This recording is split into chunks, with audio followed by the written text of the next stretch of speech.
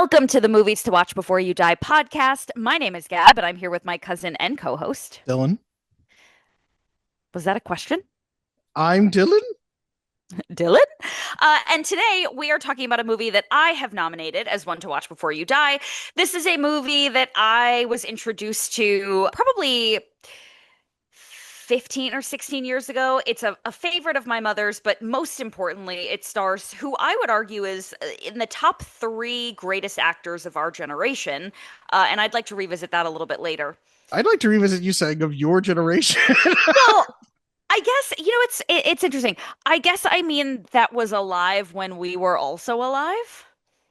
By that point, just say the top three actors ever. No, who are you comparing him against? Charlie Chaplin and Fatty Arbuckle? Oh, that's a really good point. Okay. Yeah. Yeah, all three of mine would be not in our generation. Actually, I don't really know anybody in our generation that's like all that good of an actor, but I digress. Should we start this again or are we too deep? Timothy Chalamet or Adele Dazeem. Yeah. No, I mean let's keep going. Let's do it. Okay. So we are talking about the 1982 film Tootsie, starring Dylan. One of the top three actors of his generation, Dustin Hoffman. Thank you. Dylan, you had not seen this movie before, correct? I had not. Real quick, who are the other two in your top three of acting? Tom Hanks and Meryl Streep. What about you? I find it hard not to put like a Daniel Day-Lewis or a Christian Bale right near the top two, though. Ew. Don't you ew? Who are you ewing? Which one of them? Or both? Daniel Day-Lewis. Really? Yeah. I had this college roommate who was a fucking nightmare, and she used to wake up in the middle of the night and then go into the living room and watch Last of the Mohicans really loud. I know I saw that movie as a kid, but I have no memory of anything other than I will find you. No matter how long it takes, I will find you. Oh Yeah. God. Can you imagine that coming through the living room speakers at full blast at like 3 o'clock in the morning? This girl was an acting major and she was like, Daniel Day-Lewis is a genius. And I was like, I need to go to sleep. Well, I'm not tired. Why don't you just act like you're asleep? Yeah, exactly. Please. Anyway, I hope she's not doing well. So, Dylan, you had not seen this movie before. Why don't you tell the people, to the best of your ability, what this movie was about? What's this all been about? What am I working toward? Explain! As you would a child. You think you know everything about me, don't you? I dive at your bottom. I bloody well ought to. Tootsie is about Michael Dorsey, played by Dustin Hoffman, who is a struggling actor. You know, he's doing odd jobs for work, waiting, he is coaching acting, but he is trying to make it in some way. He finds out from his agent that he is toxic, he cannot get hired, and abruptly decides that he will go out for a woman's role after coaching his, female student and seeing that she couldn't do it as good as he could. And he gets the part, and he is then locked into being a female daytime soap star. Okay. What does IMDb have to say? They did it better than I did. They said Michael Dorsey, an unsuccessful actor, disguises himself as a woman in order to get a role in a trashy hospital soap. I love that. Yeah. Okay. Would you like to hear a lot of taglines?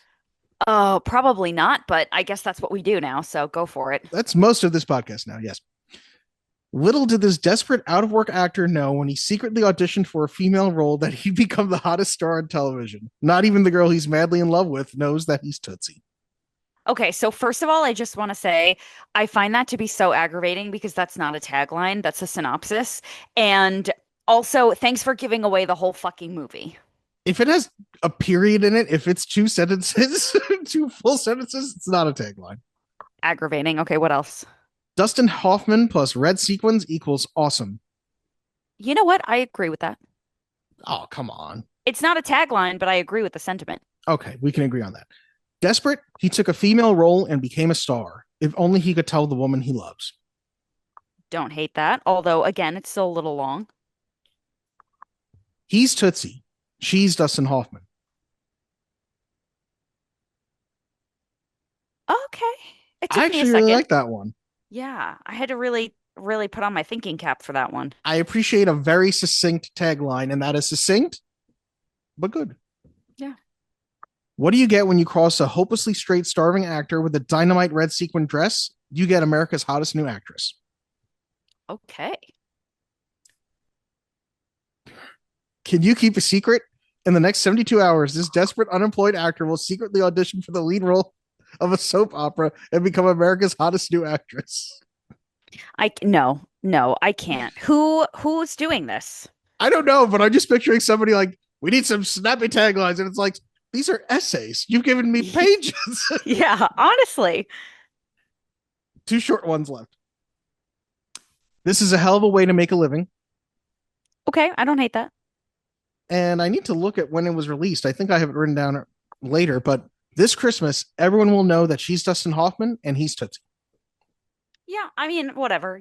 Occasionally they need to throw in a this holiday season, whatever. I feel like the simple one that's kind of staring me in the face that they should have gone with is America's hottest new actress is a man or something along those lines. Yeah. Or America's hottest new actress is Dustin Hoffman, something like that. Yeah, Dustin Hoffman is America's hottest new actress or whatever. Yeah. So, okay, taglines through. I think we need to give a little bit more context because I would venture to say very few people listening have seen this movie. So, do you feel comfortable with that? I can. You'll help me out at times if I'm struggling here. So Yeah. we start off with an opening montage, which I appreciate, of Dustin Hoffman coaching, waiting tables, what his life is like as a New York City actor. But the most important thing we see is him auditioning.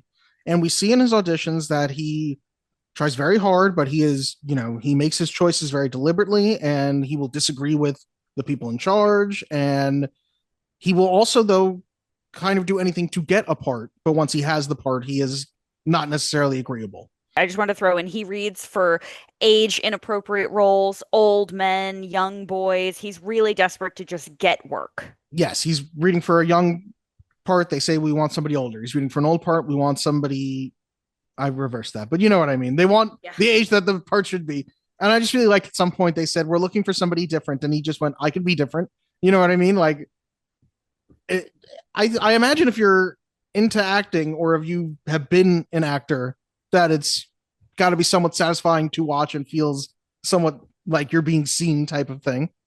As somebody who did it for a very long time, I don't know if I've ever told you this. I once had a casting director. I finished reading a scene, and the casting director looked at me and said, "You are wonderful, but you remind me of my ex-stepdaughter. So we're gonna have to go in a different direction." And I was like, "Oh, okay." Yeah, But what does one say to that? like, okay, you do have that feeling though of like, well, I can look different. Like, I'll put on like, give me a wig, I'll cut my hair. What do you mean? Like, whatever. Because you do base your worth on your ability to book work, and you're only as good as the thing that you're doing right now, right? Once it's over, you're back to being unemployed. Yep. So it's really, really hard. And, I had a casting director once tell me that I was great, but I needed plastic surgery to fix my face. And I was like, probably like 18 at the time, like, oh, okay, no problem. Thank you so much, sir. Um, it's a fucking wild world out there. But yes, it is a very, very accurate representation of what it is like to be in that career path. And he is coaching other actors. We see that, he seems to be a good coach. One of the people he's coaching is Sandy. And Sandy is going out for a part. He goes with her to help her out. And he feels like he could do the part as well, if not better than she could, because he's doing a better job accessing rage than she is, yada, yada. I don't remember how it happens, but he goes to his agent because he is trying to get an offer, get a part, because he needs something. And his agent tells him he is untouchable. He is toxic. No one will hire him. Smash cut to immediately him, I guess in drag as Tootsie, which, the character, it's very, I think it's only maybe one or two times that a casting director refers to her, Dorothy Michaels as Tootsie, which is the name Michael Dorsey takes on when he is his female persona. And how much do you love Michael Dorsey to Dorothy Michaels? Like, I just love that how close the name is. It just tickles me every time. I do think that's clever. And he gets the part on this soap opera. He quickly becomes integral to the soap opera. And all of a sudden, it's him working very closely with these people and falling in love with the lead actress on the soap. I'd like to interject here as well, Dylan. What Dorothy Michaels does is she sort of strong arms her way into the role, where initially the director says, "Oh, we're looking for something different," and she basically is like, well, what are you looking for? Somebody who is just going to be pretty and do, what you say? Well, I'm a strong woman, which is what you're looking for. You want a strong woman. And everyone on the set is like, "Oh my God, we need her." Like it's like very meta, right? Of like Michael Dorsey acting as Dorothy Michaels, who's acting as this role that she's trying to get, and she just strong arms her way in. And then what happens is, as the TV show goes on, Dorothy starts to strong arm her way into more scenes. She doesn't read the teleprompter. She says things that are just completely off the cuff, and she makes her character integral to the story by interjecting lines where they don't belong and creating storylines that haven't been written yet, but people are loving it. And what you see on the soap is that most of the female characters are just like sexual objects, right? They don't have a lot of depth to them. And so what Dorothy brings is female depth. And that's why her role becomes such a phenomenon, because women are like, we finally have a character that we can identify with on this television show that we all love. And so unfortunately, for better or for worse, the soap does not want to let Dorothy Michaels go.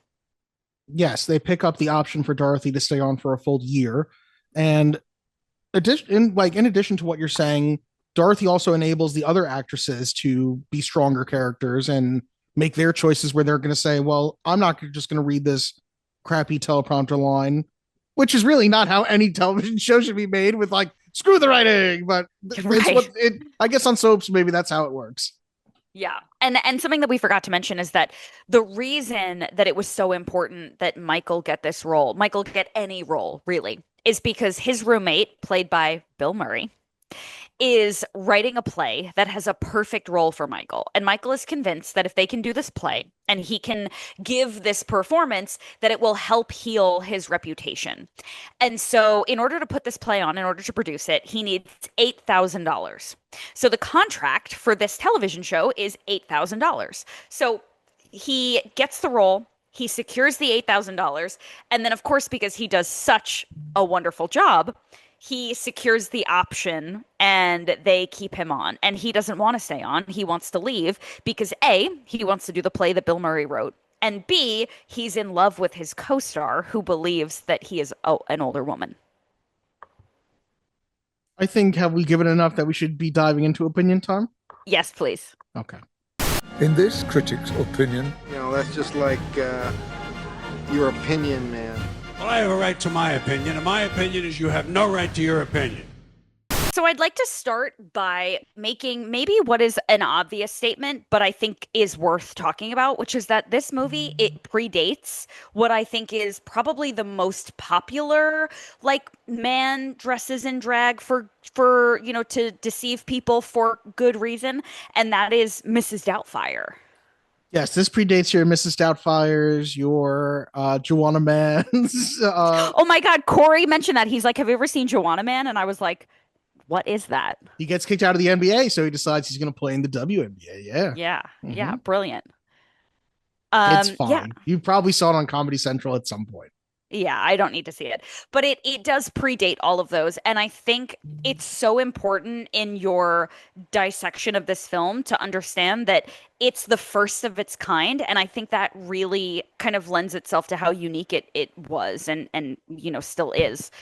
I think that this is a movie where the plot is relatively simple and straightforward, but it is so well done that you are bought in from the very beginning. Watching him not be able to get work, watching him go through the struggles of, we forgot to mention that he does sleep with Sandy at some point because she takes a shower. He's waiting for her. He's interested in trying on one of her dresses. She comes out of the shower. He's naked. And so to explain why he's naked, he sleeps with her. He's like, "I want you." And So I so wanted to ask you, do you think he had no actual interest in being with Sandy romantically? no, I do not. Okay. I think that he doesn't respect Sandy, and I think that's a major pivotal turning point in his own personal journey. So I think Michael doesn't respect Sandy because Sandy doesn't have very high self-esteem. See, Michael is a little bit of like an egomaniac where he thinks that he is the greatest actor of all time, and that's why he has a hard time getting work because he is not directable. Right? He's not Yes. coachable. So Sandy, who is like, oh, I can't, like, I'm nervous. I'm not going to get it. I'm not good enough and blah, blah, blah. And like, I can't do rage and you have to come with me. He doesn't respect her.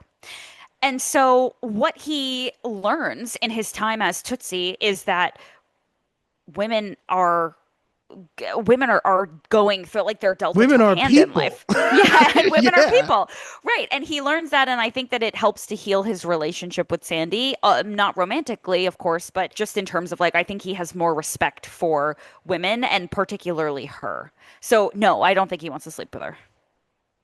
We've reached our first major point of disagreement because he does not ever respect Sandy. And I think in the more modern version of this, maybe he ends up with Sandy or in more of a triangle with Sandy, I would think. But I kept waiting for some kind of respect for Sandy, which never really develops. But I think what you're talking about, Sandy at the same time has a small journey where she develops some more self respect and she gets to tell him off, which I at least appreciated that. But I think what's upsetting is, and spoilers, obviously, we've told you a lot of the story. We're going to tell you the rest. Once it comes out and he outs himself on the soap opera as being not Dorothy Michaels, but Michael Dorsey, we see one moment of her reacting, like her screaming into the TV because she's watching the show. But I was really waiting for, like, I need a conversation between them.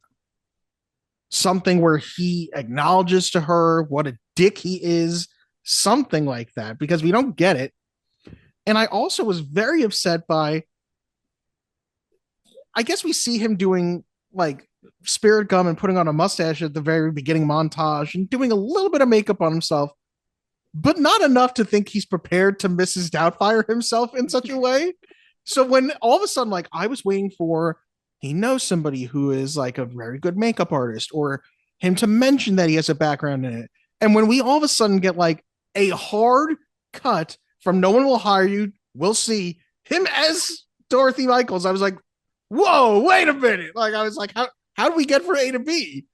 Was this in his hip pocket all along? Like, it came kind of out of nowhere. Like, which I know that's what the movie is, but I was like, oh, okay. That is such a silly thing to have qualms about because he is an actor. He's a professional actor. And like either way, um, he likely has experience with this. He does in the beginning when he auditions for the little boy, he's Mhm. wearing makeup. When he auditions for the old man, he's wearing makeup. Like it's not like they pull it out of nowhere. I But also think, though, it's also, different doing screen makeup to age yourself in one way or another than it is to, you know, I'm, he knows how to, do mascara. He knows how to do a full face of foundation type of thing. Like, it's not, but this is I don't not think that's what that crazy. ruined the movie for me or anything like that. I don't want you to think this is what Okay, good. was the final choice in my decision on this movie, Okay, good. Because but I was it gonna just, say, like, it stood out to me. in Mrs. Doubtfire, he needs prosthetics, and that's why Yes. Harvey Firestein is there. This is literally just makeup. He's in and out of the makeup all day. I don't think it's crazy to say that this man, I almost said watched a YouTube tutorial, but we're talking about 1982. But it's not crazy to think that this man, at some point in his career and his education, learned how to do this. Like, it's not out, as somebody who has a degree in this, it's not out of the realm of possibility. I guess not. And maybe I am being too nitpicky on this, but you certainly nitpicked my final destination. You had a problem with the accent at the boarding gate. So, I'm going to nitpick on this a little bit. Fine, fine, fine, fine. The other thing, like, it would be so easy to just have him helping Sandy get ready and him knowing how to do the things already. I see him doing it with her type of thing, or her showing him, like, this is how she does it type of thing. Yeah, but wasn't it nice that this movie was like 100 minutes? So be 102 fucking minutes. I don't know. I don't think you need it, but that's fine. I want to talk a little bit about what I think is two of the greatest moments in this film. And one of them we've already touched. So let me talk about the one we haven't yet, which is after he books the role, he goes and finds his agent Mhm. at the Russian tea room. right? And the agent is opening the door and he's like, as Dorothy, he's like, "Oh, I'm so sorry. Could you help me find the Russian tea room?" And he's like, "Oh, yes, ma'am. It's right here. Here, come in." And then she goes and sits down at his table, and the agent is all confused. And in this scene, in this moment, Michael has to tell the agent that it's him. And he goes very quickly back and forth between his Dorothy voice and his Michael voice. And Dustin Hoffman's delivery from it's me to it's me in his like regular man voice Made him sound like is Jigsaw, but okay. it's so funny. And I feel like the amount of effort that it takes to be like being funny is hard, right? Like having that timing, having that punch is so challenging, and he just does such a good job of going back and forth between Dorothy and Michael, and it never fails to get me. I really like that scene too. I love his relationship with the agent. Honestly, the agent might have been my favorite character in the movie because he really has no interest in being involved in any of this. You could tell he kind of hates Michael. Yeah. And it gets to the point though where Michael's option gets picked up and he's like, "Great, he's finally working. That's great." And Michael's like, "I gotta get out of this." And he's like, "You're gonna ruin me too." Like he's like, "Nobody's gonna think I wasn't going along with it." But I was worried that it was going to be the whole movie is going to be jokes about I'm a woman, but I'm talking like a man now. You know what I mean? Yeah, yeah. Because to go back to like Joanna Man, which is a much more basic version of this. That's what's funny about it. Joanna Man, White Chicks, is you got a bunch of times where I'm very dainty, and now I'm going to be like fuck you. Yeah, yeah. And it really is not that. Like there is obviously it's a comedy, but it is never poking fun at I don't ever feel like the movie was making fun of women or making fun of like a man being a woman. 100%. It's actually, I'm sure we'll talk about this in the facts, but it actually became a Broadway musical like 2 or 3 years ago. And I think the reason it ended up ultimately not really doing that well is because people were expecting there to be some big, like, lesson or some big like moral findings around gender, and there just kind of isn't ultimately. Like I think Michael learns a lot about women, but I don't think there's like a message about gender. But I almost think that considering it's from 1982, it makes it stand the test of time, and it is pleasantly surprising that there is no like nothing about it doesn't age well. Well, I was going to say, I do feel like it has a message about gender, but it's not something so blunt as to be like, women should be like this or men should be like this.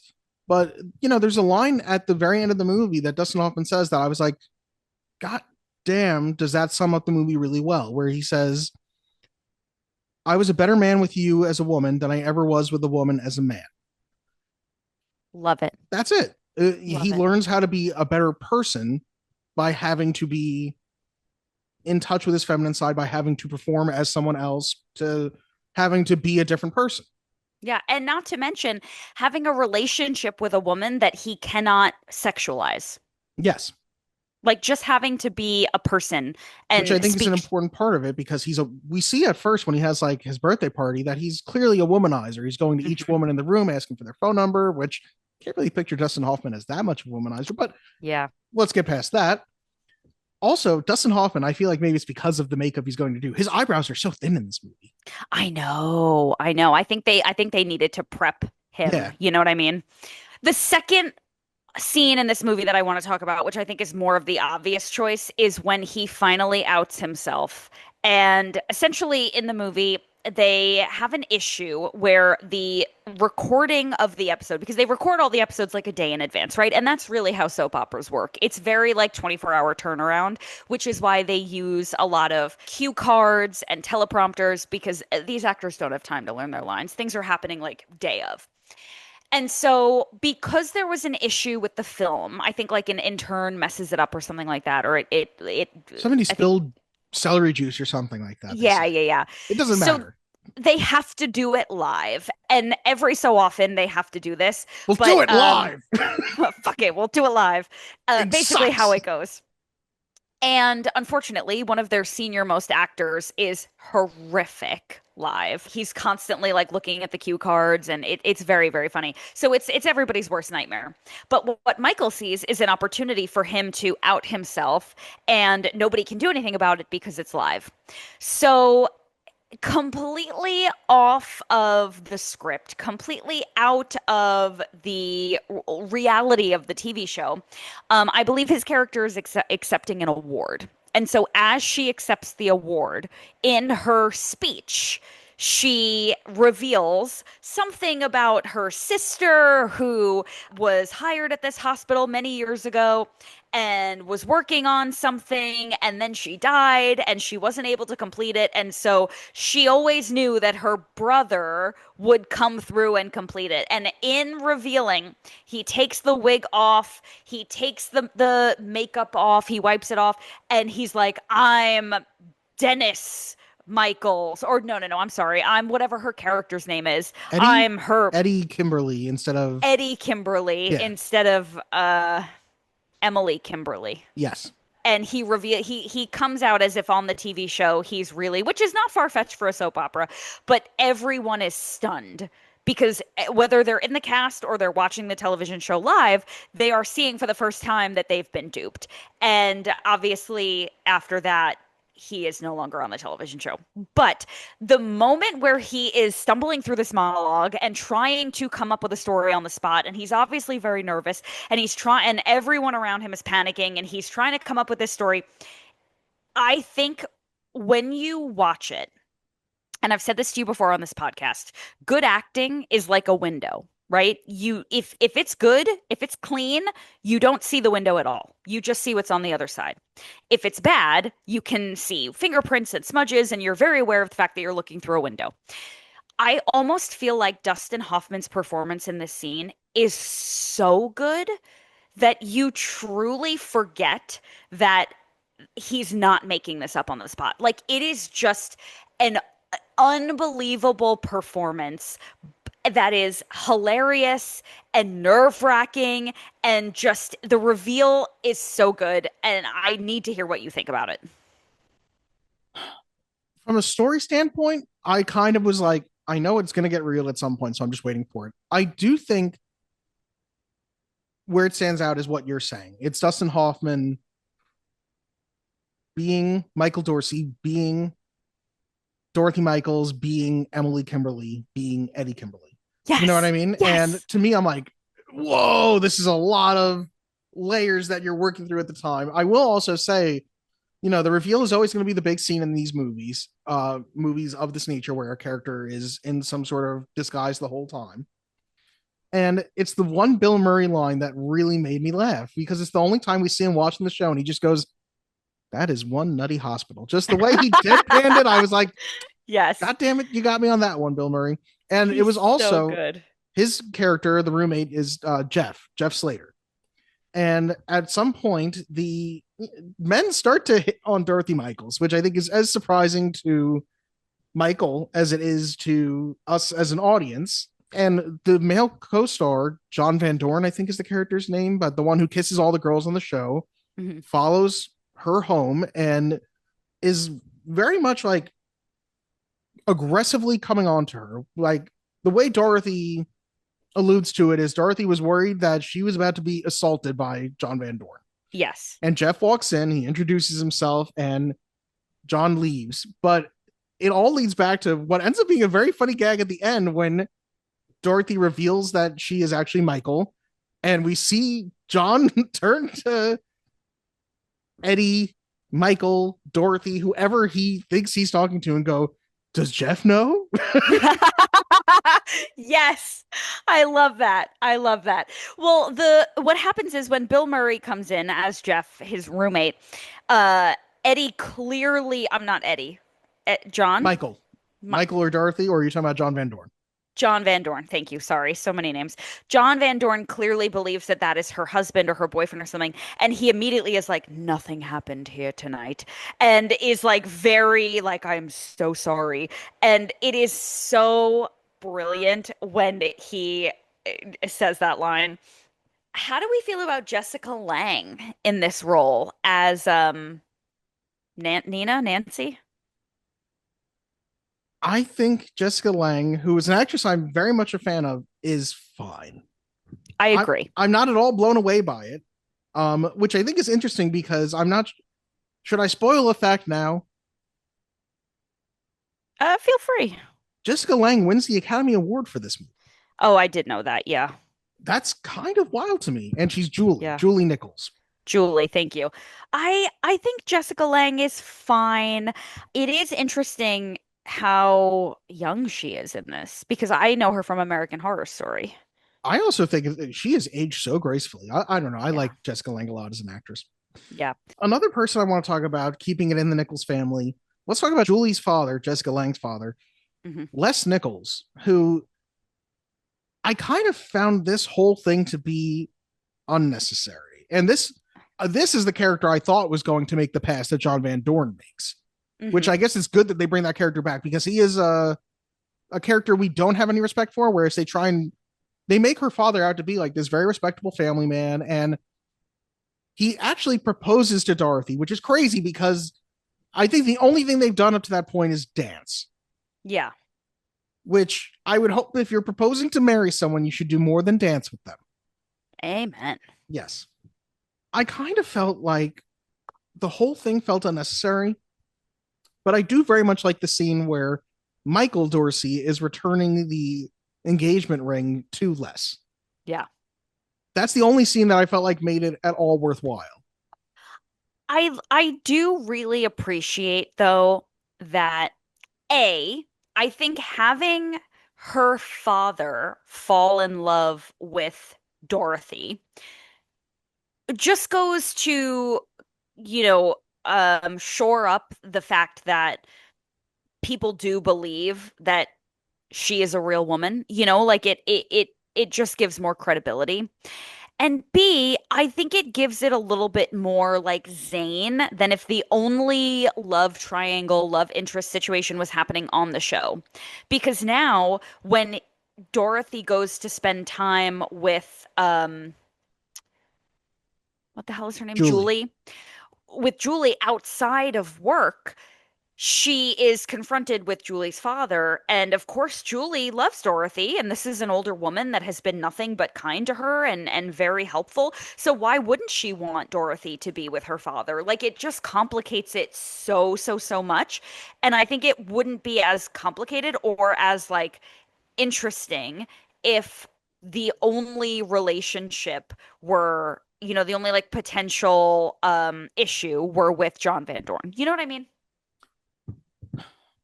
I guess so. You know what? I think that does enough to justify it because I was going to say that maybe get rid of Sandy, but I think Sandy is very important for his relationship with women. Mm-hmm. And the other character who I think is very important, who we haven't discussed much and we don't have that much reason to discuss, is Ron, who is Julie's boyfriend. He is the director of the soap. He is the mirror of Michael because he is this very womanizing man. And he literally, at one point, says the exact same term, like same verbiage as Michael, where he says, and this is the same thing Michael says about Sandy: I never promised Julie I'd be exclusive. I lie to her to keep from hurting her.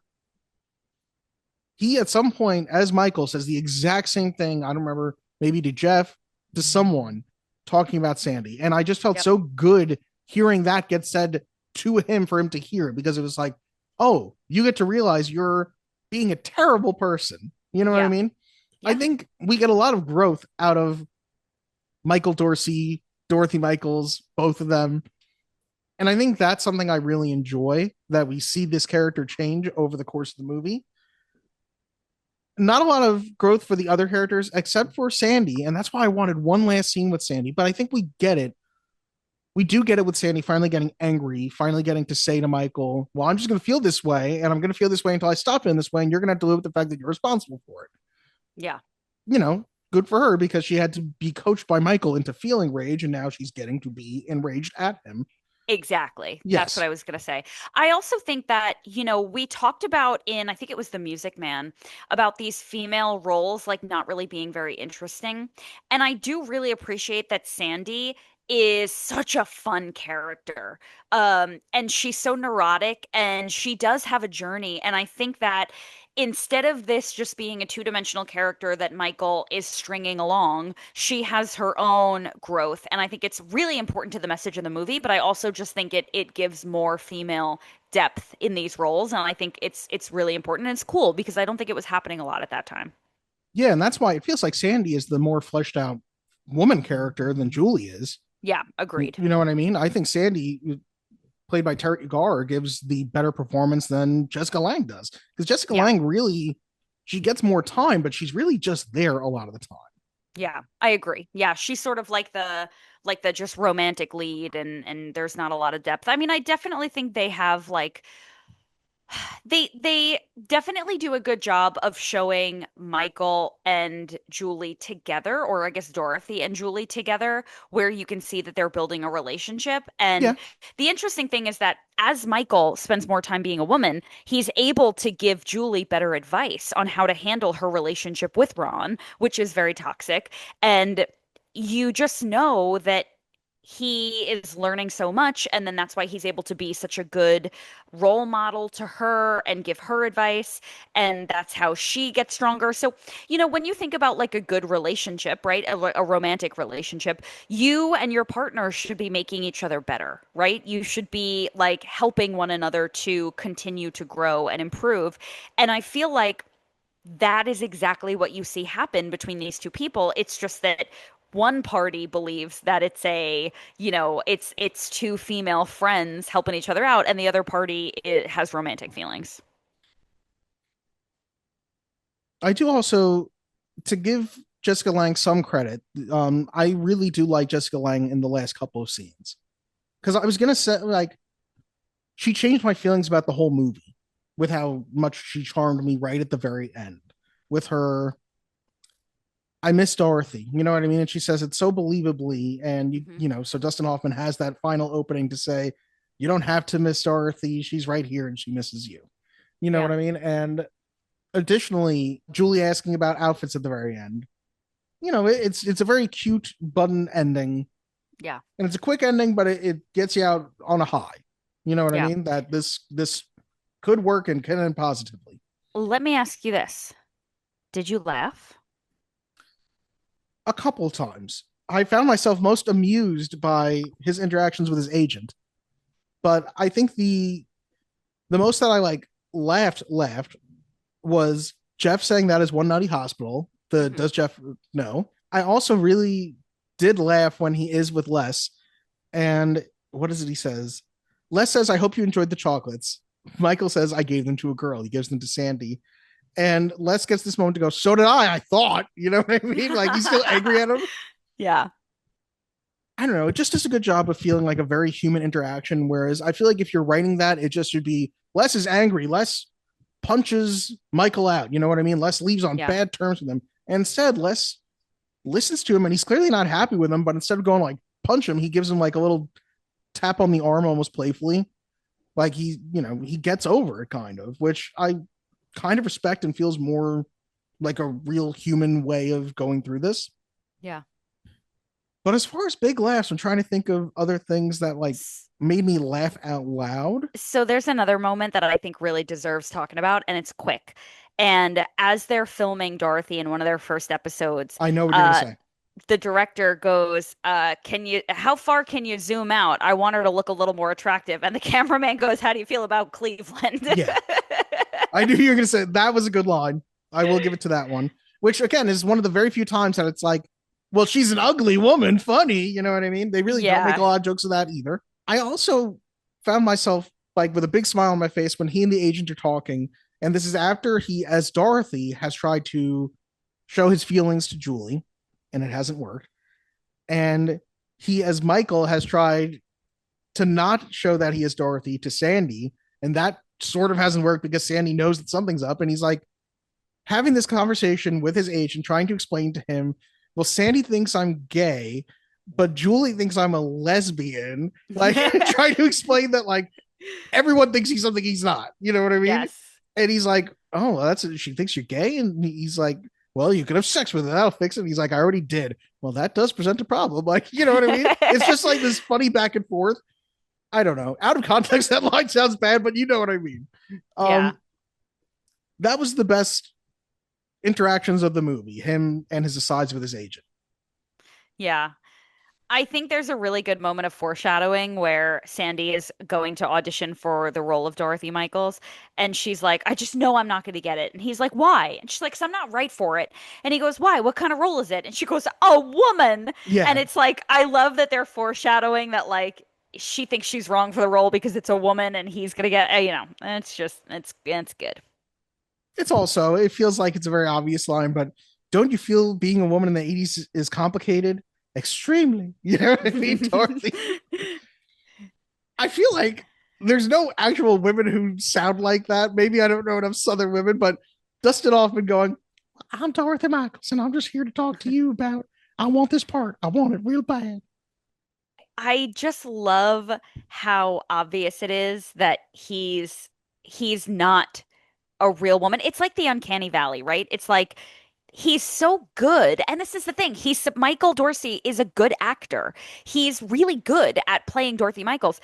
So much so that you can kind of forgive the fact that you're like, so this woman is always wearing really thick makeup and never takes it off. She sleeps in it and wakes up in it and, whatever. And it's like, yeah, I mean, there's no other reason to think that she's not who she says she is.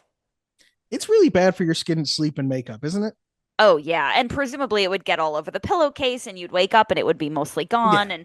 And, the 5 o'clock shadow thing. But I think for the purposes of the movie, it's fine. Yeah. They say that Dorothy tells the television show that she does her own makeup because she has an allergy. So she Yep. just does it herself. And it's like, cool, that works, Yeah, no, I had no qualms with that. I do think Dorothy just does a really good job, or Michael does a really good job of being Dorothy.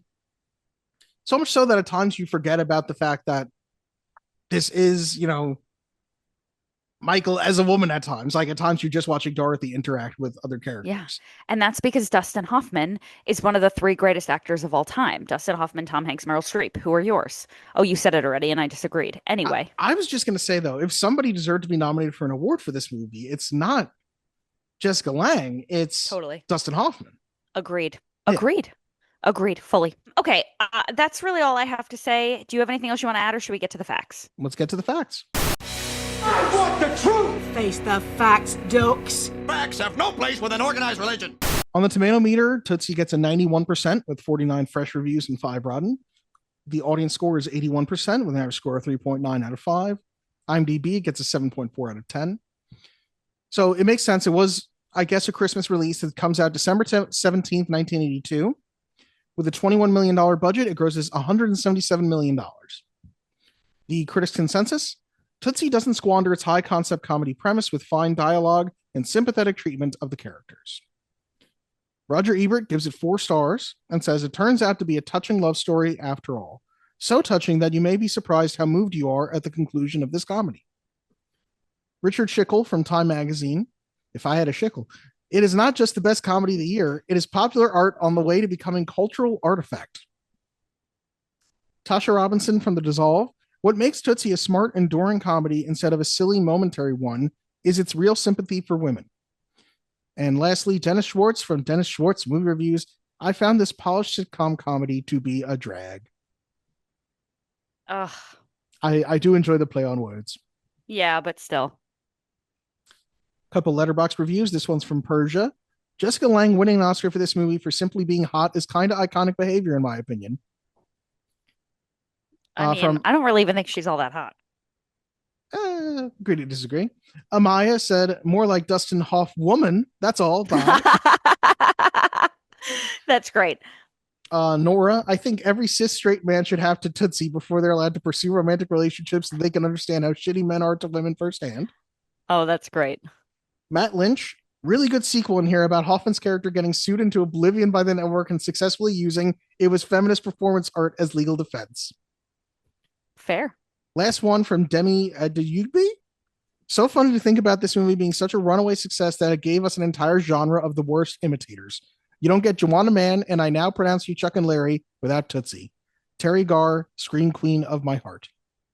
Agreed.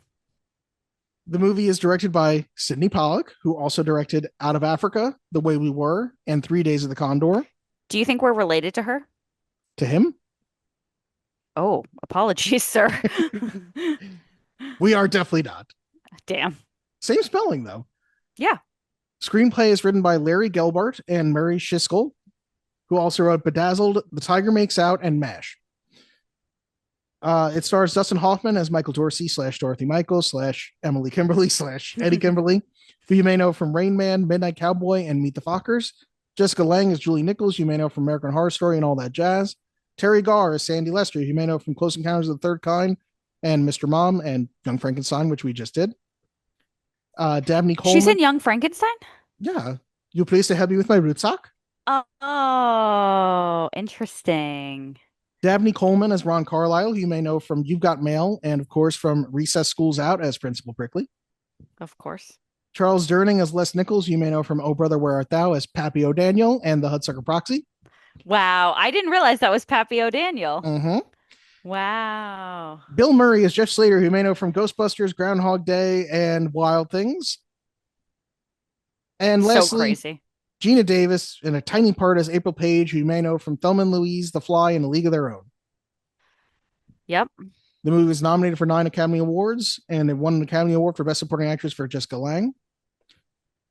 I got quite a few fun facts here. You want to hear them? I really do. The crew would only give bad news to Dustin Hoffman if he was in drag. They said he was much nicer as a woman. That's amazing.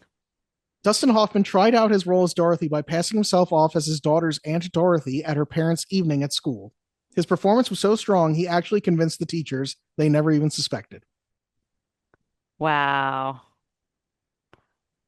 And Gab, this is where I reveal to you that I've been Dustin Hoffman this entire time. Oh, God damn it, Dylan. I wish. More like Dustin Hoffman in Rain Man. Dustin Hoffman's 2-hour makeup preparations included shaving his legs, arms, and the backs of his fingers while in a sauna, taping back his facial skin to tighten his features, and installing daintier-looking false teeth. No amount of makeup, however, could conceal Hoffman's 5 o'clock shadow for very long. He could only be filmed for 3 to 4 hours at a time. That's some rapid growing facial hair. Yeah. The script was still being rewritten as filming began. In fact, so many writers appeared before the Writers Guild panel seeking to be credited that the arbitration over it delayed the release of the film. Wow. So we gave you the 2 writers, but there's certainly more. Producers hired Holly Woodlawn, a well-known transgender Puerto Rican actress and Andy Warhol superstar, to coach Dustin Hoffman in the art of being a man who feels like and acts as a woman. Wow. That's actually amazing. Yeah, that's an interesting behind-the-scenes thing. Well, Andy Warhol is in the movie, too. Yes, and who was the other cameo? Gene Shalit. Yeah. Which was very random, but pleasing.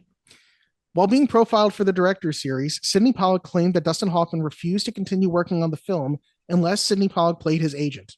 So Sidney Pollack is the agent character. Yep. Pollack refused up until Hoffman's agent, Michael Ovitz, intervened and Pollack reconsidered. He later agreed to play the role. The scenes featuring Hoffman and Pollack's characters were meant to reflect what happened behind the scenes between the two when they would argue.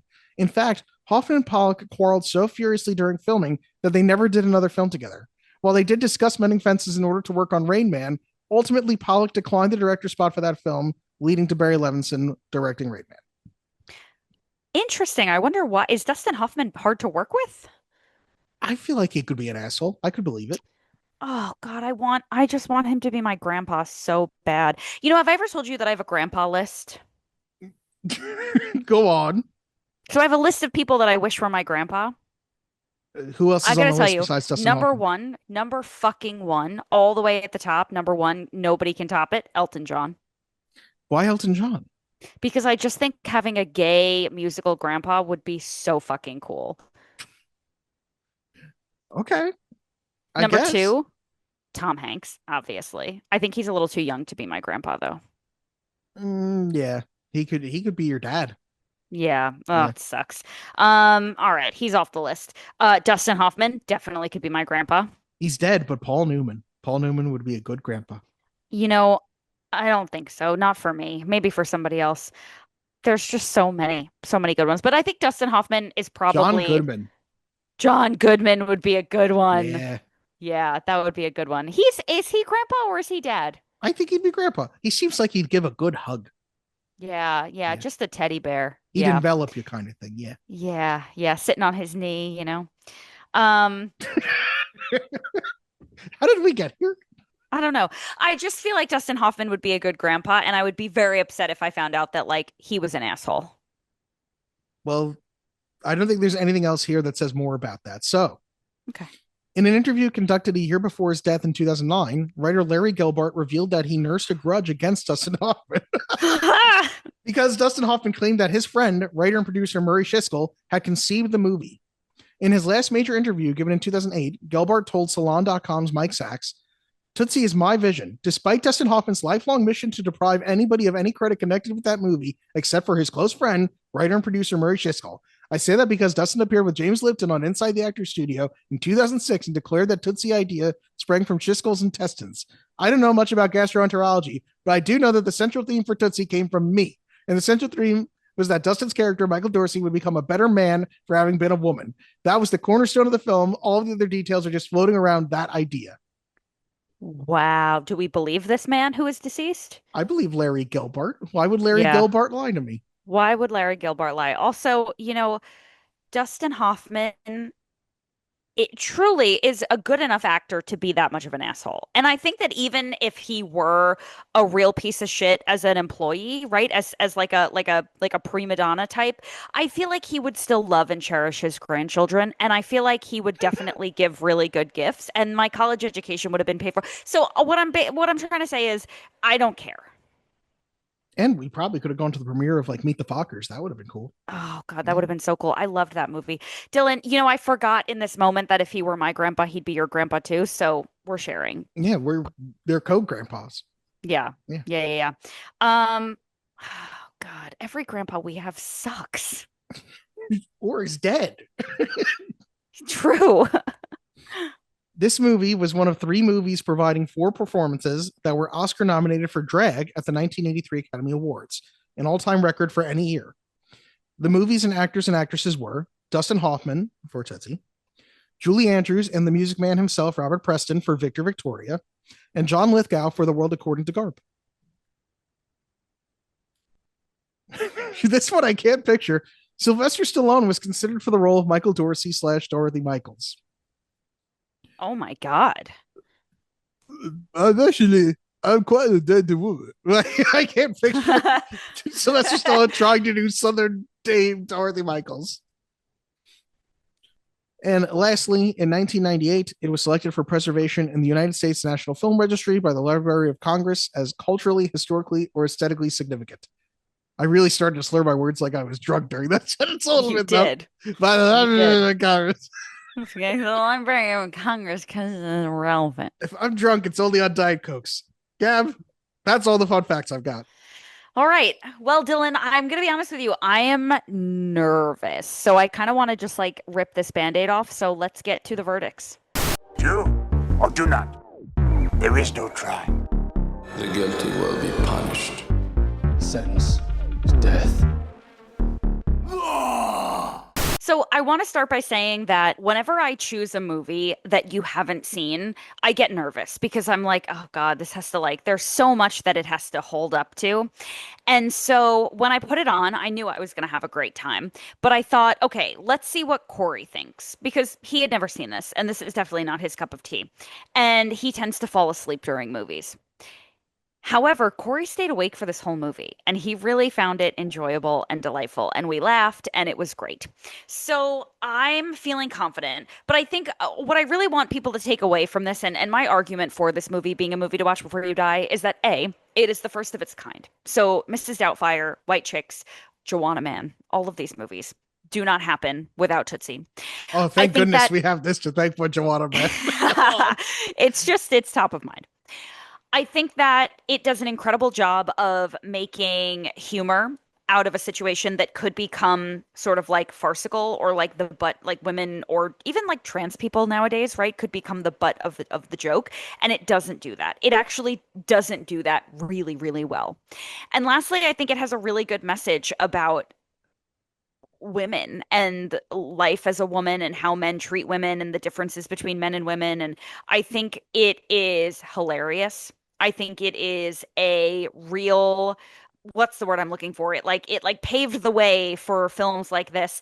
And I think the fact that it was on Broadway a few years ago really holds up this idea that it is a good message and it's still relevant today. I think this movie is so funny. I think Dustin Hoffman is brilliant. I think Bill Murray is so funny. I think Jessica Lange is fine. I think Terry Garb is great. It's so good. And I just don't know a person who could not enjoy this movie. I think it's a movie to watch before you die. Dylan, what about you? I think from a story standpoint, I was really disappointed, like I'd said with the Sandy thing, not coming back and being a little bit more. I really wanted a button on that. I think I had already told you about like my little qualm with the how abruptly Michael Dorsey becomes Dorothy Michaels. Like that was always his in case of emergency. I wanted to see just in his apartment, like the glass case for the fire extinguisher, but just with a wig inside of it. Like that's how fast he was like, fuck it, woman time. Like but you know what? It feels like over the course of this conversation where we were talking about Sandy's character journey, Michael's character journey, the way that Ron is, the same as Michael is at the beginning of the movie, and really how well written this movie is for a movie that we were talking about has a bunch of writers on it that gets delayed its release because of writing disputes. That as soft and tepid as I am going to be about it, I'm going to agree. And I'm going to say that this is a movie to watch before you die. Yes, I fucking love this movie. I didn't find it to be like that funny. Like it wasn't a rip roaring hilarious time, but you know what? I had fun watching it. Like I would not be upset if somebody went, "Oh, I'm watching Tootsie." I'd be like, "All right, I'll hang out." It's a very good movie that you should see at least once, I would say. I totally for agree. only Dustin Hoffman's performance. And I just think it's like such an easy watch. And they don't make movies like this anymore where it's just a movie. It's just a story. They're not like trying to hit you with a sequel. They're not trying to like make it a new franchise. It's just like, here's a fun little story. Okay, have a nice day. In Tootsie 2, he brings back Dorothy's character so that he can be Amy's nanny in Mrs. Doubtfire 2, the crossover. Oh my God. I really, really, really love this movie. I'm so glad that you enjoyed it. Okay, say the things we say. Oh, one last thing I want to point out. I do like when Michael as Dorothy has to babysit Julie's daughter. Yes. And it's going from like, oh, be kind, be kind, be good. And then it's like, it's your friend, come on. Like, just gives up on pretending to be a woman for this baby. Yes. All right. The things we say at the end of the podcast. If you enjoyed listening to this podcast, if you hated listening to this podcast, you can just, I'm slurring my words. I'm drunk. You can send us an email at movies2watchbeforeyoudie@gmail.com. If you want to, you can look in the description below for our friends in the Hall of Pods podcasting network. We got a link tree there. We got our own link tree that has merch for us. It's got Gab's Venmo for some reason. It's got Gab's social media and my social media and the podcast social media. Gab, am I missing something? Am I missing something we say at the end of this? Well, you can send a voice note. You can send an email. We have merch. We have friends at the Hall of Pods podcasting network. I just said all of that. I know, but I'm just reiterating. And lastly, let us know what you think about Tootsie and Dustin Hoffman, and who would be your ideal grandpa? Yeah, who would be your movie grandpa? That either a character that you want as your grandpa or an actor that you would want as your grandpa. No, the rule is it's an actor or a musician, but don't give me a fictional character. No fictional character? No fictional characters. I guess not. Yeah, we don't want like Papa Smurf would be my grandpa. Yeah, like no, come on. I want to know like what real person. Also, you couldn't sit on Papa Smurf's knee. He's tiny. You'd crush him. Exactly. And also like what color would you be, right? Like not that that's like, listen, that came out wrong. Yeah, but that's what I'm saying. Like what are you like, purple? No, you're you. Why would you? Well, if your grandpa was a Smurf, you'd be like a quarter Smurf. That is true. Maybe he adopted. Perhaps. Yeah. Okay, I'm done with this now. Maybe Gargamel can be your grandpa. I can't believe I remember Gargamel. It's crazy. Corey has accused people of looking like Gargamel before. Oh my God. My worst nightmare is that my hair's going to fall and I'm going to turn into fucking Gargamel. He's definitely been like that Gargamel looking ass bitch. Listen, don't be a Gargamel bitch. Send us an email and, go watch Tootsie. I hope you enjoyed the chocolates. I gave them to a girl. So did I thought.